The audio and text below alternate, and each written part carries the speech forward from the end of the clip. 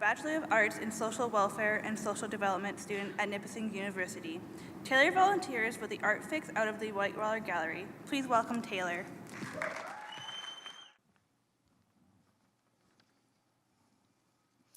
Hi, my name's Taylor and I'm in my 4th year at Nipissing for Social Welfare and Social Development. I'm also involved with Art Fix, which is an arts collective led by and for artists with mental health and/or substance use issues in our community, and it's the reason that I want to talk about community mental health movements today.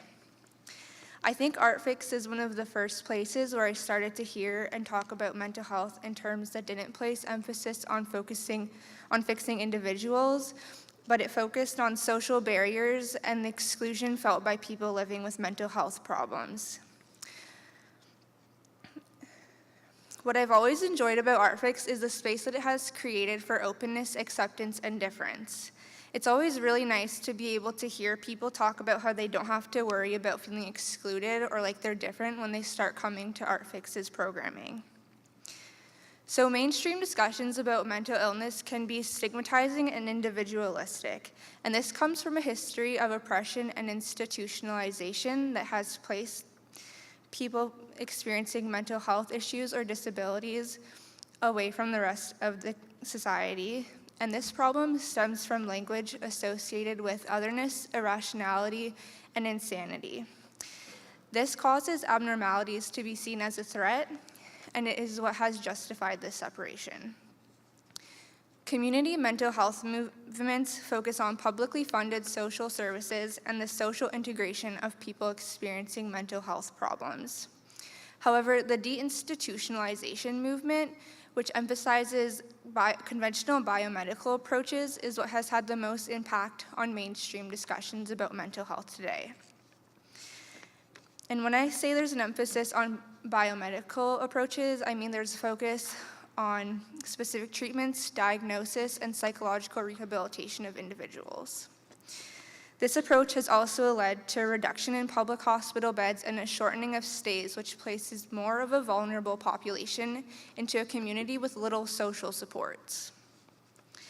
Although psychiatry can certainly play an important role in addressing the problems and treatment of mental health problems, the importance of social integration and publicly funded social services were lost in this shift away from institutionalization.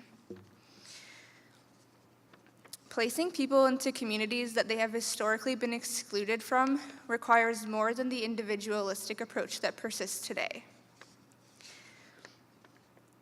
Psychiatric interventions typically focus on outpatient services and tend towards less severe disorders as well as adaptive problem solving, leaving more severe mental health problems untreated and unnoticed.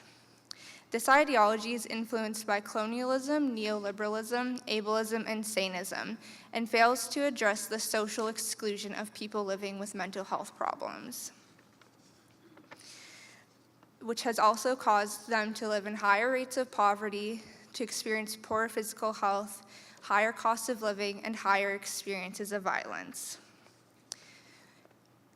In contrast to the medicalized approach, the socio-political model places people with mental health problems and disabilities into social and political contexts and uses a rights-based approach to stress that these are not the problems of individuals. Solutions to disability and mental health issues should not be universal and based on normative bodies or minds. They should allow for accessibility, inclusion, and difference.